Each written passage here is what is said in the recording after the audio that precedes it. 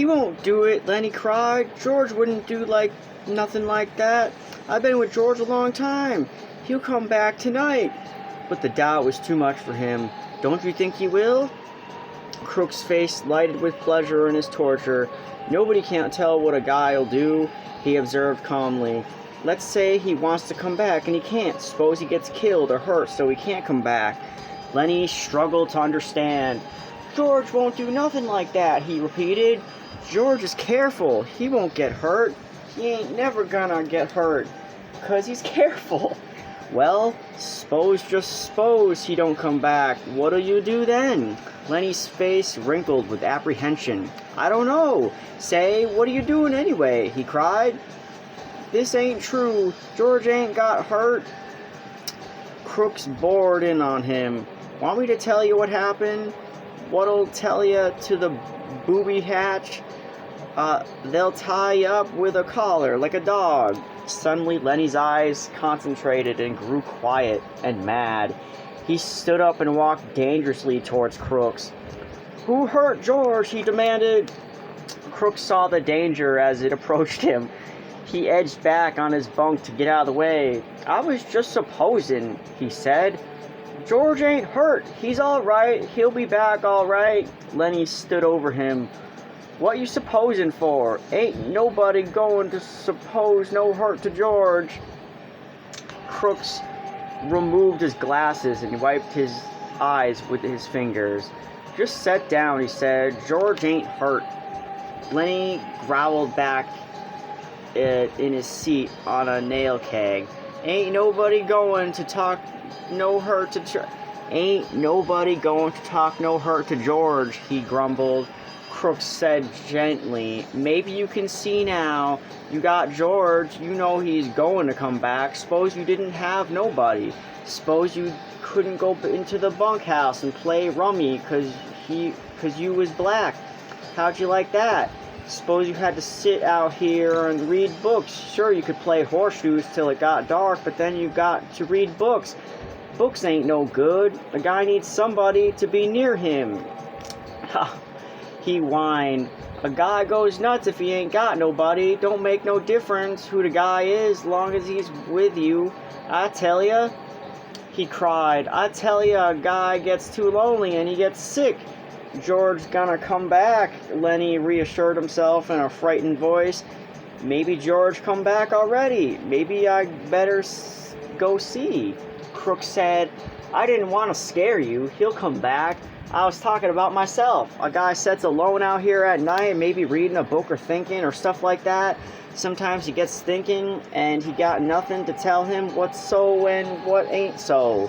Maybe if he sees something, he don't know whether it's right or not. He can't turn to some other guy and ask him if he sees it too. He can't tell. He got nothing to measure by. I seen things out here. I wasn't drunk. I don't know if I was asleep. If some guys was with me, I could tell him.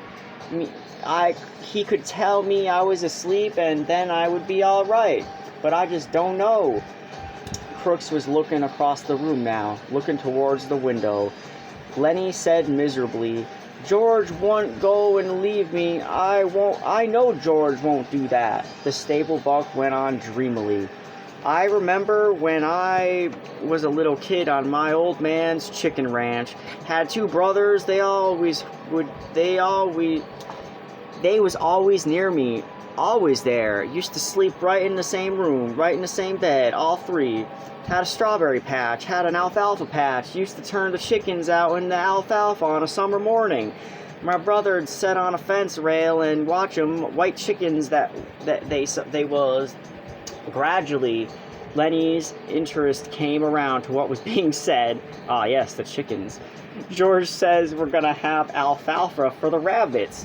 What rabbits? We're gonna have rabbits in a berry patch. You're nuts. We are too. You as George. You're nuts. Crooks was scornful. I've seen hundreds of men come by on the road and on the ranches with their bindles on their back, that same damn thing in their heads, hundreds of them. They come, they cry, and they go on, and every damn one of them got a little piece of land in his head, and never got a goddamn one of them ever gets it. just like heaven. Everybody wants a little piece of land.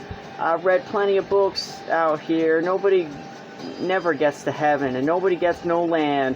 It's just in their head. They're all the time talking about it, but it's just in their head. He paused and looked toward the open door, for the horses were moving restlessly and the halter chains clinked. A horse whinnied. I guess somebody's out there, Crooks said. Maybe Slim. Slim comes in sometimes 2, 3 times a night. Slim's a real Skinner. He looks out for his team. He pulled himself painfully upright and moved toward the door. Thank you, Slim, he called. That you, Slim? He called. Candy's voice answered. Slim went in town. Say, you seen Lenny? You mean the big guy? Yeah, seen him around any place? He's in here, Crooks said. He went back to his bunk and lay down. Candy stood in the doorway, scratching his bald wrist and looking blindly into the lighted room. He made no attempt to enter. Tell you what, Lenny, I've been figuring out about them rabbits, Crooks said irritably. You can come in if you want. Candy seemed embarrassed. I do know. Of course, if you want me to. Come on in. If everybody's coming in, you might as well. If it was difficult for Crooks to conceal it was difficult for Crooks to conceal his pleasure with anger. Candy, come in. But if he was still embarrassed, you got a nice cozy little place in here, he said to Crooks. Must be nice to have a room all to yourself this way. Sure, said Crooks. And a manure pile under the window. Sure, it's swell. Lenny broke in. You said about them rabbits?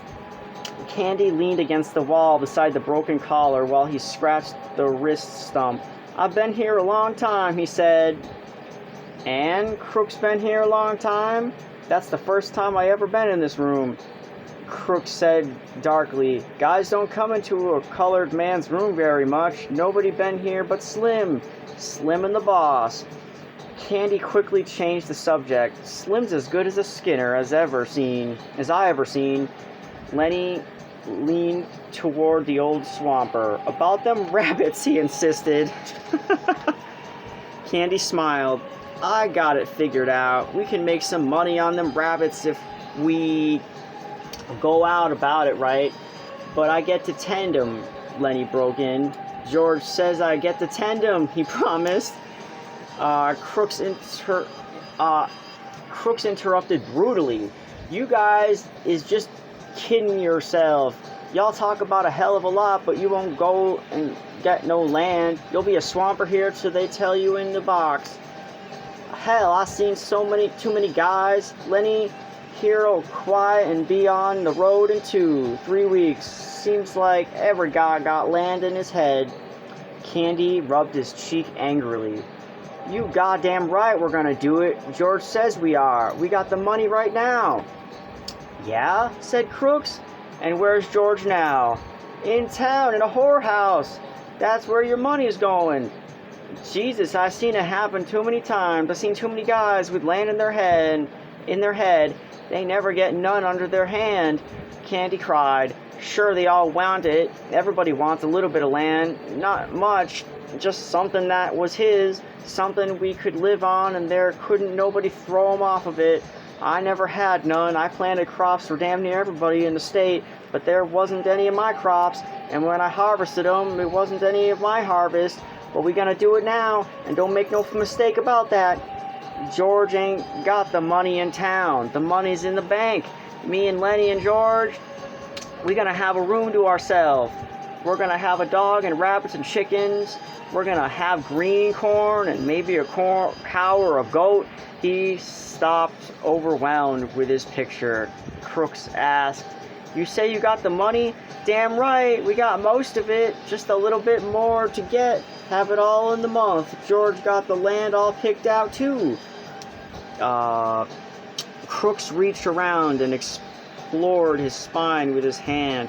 I never seen a guy really do it, he said. I never seen guys nearly crazy with loneliness for land, but every time a whorehouse or a blackjack game took what it takes. He hesitated. If you guys want a hand to work for nothing, just his keep. Why to come and why I come and lend a hand? I ain't so crippled I can't work for a son of a bitch if I want to. Any of you boys seen Curly? They swung their heads toward the door. Looking in was Curly's wife. Her face was heavily made up. Her lips were slightly parted.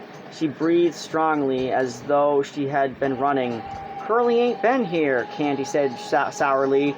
She stood still in the doorway, smiling a little at them, rubbing the nails of one of them with the thumb and forefinger of the other, and her eyes traveled from face to face to the other.